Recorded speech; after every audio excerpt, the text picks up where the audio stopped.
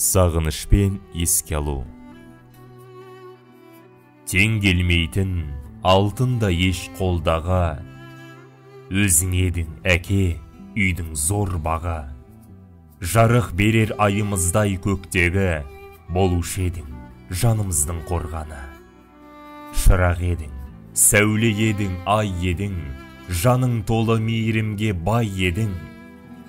Ілім, білім, тәрбиеге қаныққан, үлгі алар, ер атына сай едің. Жанға бермес бір туарым еренім, жар едің ғой, әке едің, ер едің. Жан әкем-ау, жанға батып жоқтығын, сабылумен сағынуда ел ерін. Сен кеткенде жанарларда жылаптым, жігеріміз кетті сынып сұлап мұң. Жан әкешім, жаның болғай әр қашан, ең ерекше ақ төрінен жұмақтың. Әкеміз Тұрабаев Байғали 1929 жылы Марқакөл ауданы Горный совхозының Күнгей Бөкенбай бөлімшесінде Қарағаш қыстауының Бекжан деген жерінде дүниеге келген.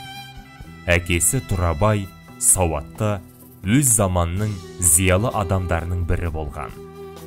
Семей қаласындағы медреседе оқып, білім алған. Кейін өз ауылына келіп, мектеп ашып, балаларды оқытқан. 1932 жылы бай ұрпағы және молда деген қудалауға түсіп, 3 баласын алып, бір түнде Қытай жеріне өтіп кеткен. Көп ұзамай Қытай жерінде өмірден озған екен. Әжеміз ерінен айырылған соң 3 ұлын жетектеп, қайтадан Қазақстан еліне оралған екен. Балаларының үлкені Ғалел, ортаншысы Қыдыр молда, ең кенжесі біздің әкеміз Байғали.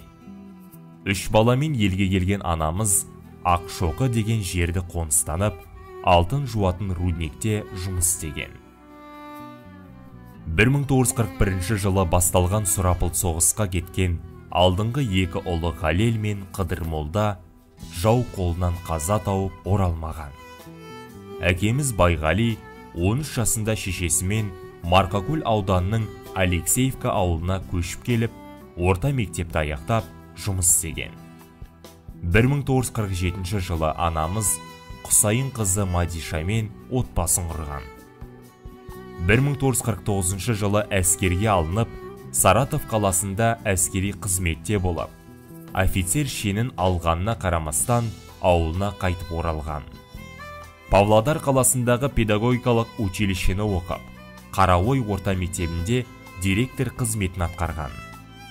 Алматының Абай атындағы педагогикалық институтын сырттай тәмамдап, 1963 жылы Горный орта мектебіне ауысып, сол мектепте зейнеткерлікке шыққанға дейін жас ұрпаққа білім берген. 1998 жылы Өскемен қаласына балаларының қасына көшіп келді. 2003 жылы 77 жасында өмірден өтті. Анамыз Мадиша Құсайын қызы екеуі 8 бала тәрбиелеп, бәрінің жоғары білім алуына жағдай жасап, өсіріп жеткізді. Сонымен құладың ба, тас қамалым? Қалмады күйініштен басқа малым. Зиратың аяқ асты болмасын деп, бұзылған қорғанымнан тас қаладым. Шынымен құладың ба, шым қорғаным?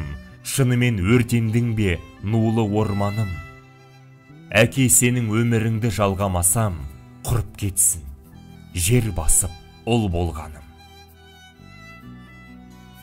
Анамыз Мадиша Құсайын қызы 1929 жылы 22 наурызда Бесбұғы ауылында дүниеге келген. Әкесі Құсайын 10 саусағынан өнері тамған шебер адам болған.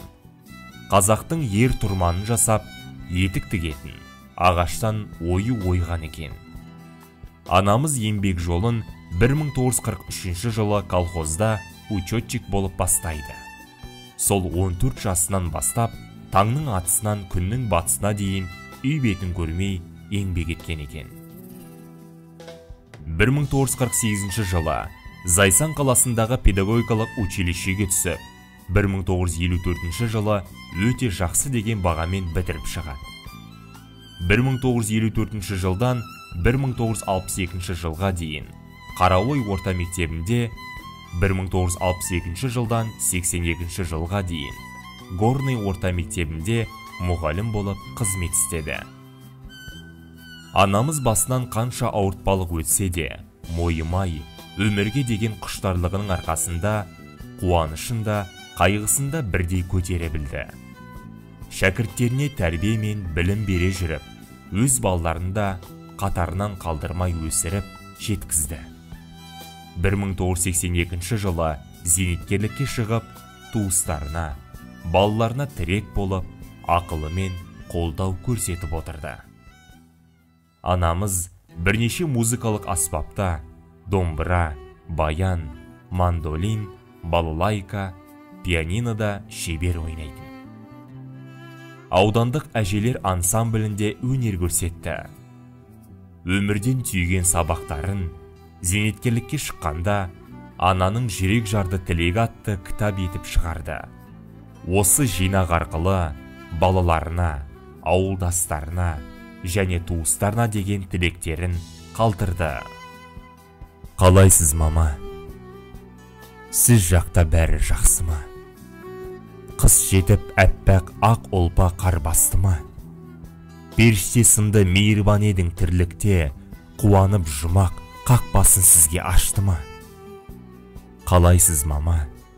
Мінезге бай ең сымбатты, ажалдың оғы жалмады ма тым қатты? Жұмада жерге жамбасын теген еді ғой, сұраусыз кіріп араладың ба гүл бақты? Пейішке кіріп, жаныңа жатық енді ме? Гүл теріп әкең жаныңа жақын келді ме? Анаңыз өрген арқанда жатқан бұрымға жұмақтың гүлін ақырын тағып берді ме? Білем ғой, мама, алаңдап жүрсің қарайлап, өзіңмен бірге алыстап кеткен талай бақ. Жаулығын желмен желбіріп өзің жүрмесең, сұрықсыз суық көрінеді екен сараймақ. Сағыныш деген қинады, мама, тек мені. Бақшаңа биыл ешкімде жеміс екпеді. Сақырлап қайнап тұрса да сары самаурын, қолыңнан ішкен күрең шайыңа жетпейді. Өзіңсіз мынау шарпыған дәйім ғаламда, жүрердей көрген қасыңда мәңгі аман боп. Шөңгеге емес, шеңгерге құлап жатсам да, құлын шағым деп ұмтылып келер ешкім жоқ. Солай ғой, мама, үйіңнің кетті күйішің, өзіңді іздеп шарқ ұрам кейде үй үшін. Орамалыңды құшақтап жатып ұйықтаймын, жұмақтан жетіп жатқандай ғажап иісің. Сағыныш аңсау санамды сансыз арбасты, күндерге айлар, айларға жылдар жалғасты. Ізіңді іздеп бақшаңа кезіп жүрушем, әттең ау әттең, оны да мынау қар басты. Есімің есте, сағыныш қанша жырда жүр, қарайлап тұрсаң, қам көңілді тыңда бір. Омырауыңа басыңды қойып соңғы рет, шерімді айтып, жылағым келіп тұр қазір. Осылай, мама, өткізген сізсіз жайымыз, қалпыма түсем, қайрылмай маған қайтыңыз.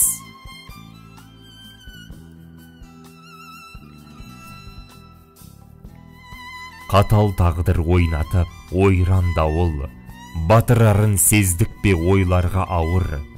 Қапияда ажалдың оғы тиіп, қайрылмастан кеттің бе қайран бауыр. Адал мінез, ақ жүрек сері көңіл, көкжиекке сіңді бір елік өмір. Ентелеген ажалға жанын қиды, еркелеп те үлгермей еліне бір. Қойнына алды, қара жер арда ұлын, асыл бейнен көңілде қалдау үнін. Топырағым торқа боп тыныш ұйықта, жадымыздан өшпейсің, жан бауырым.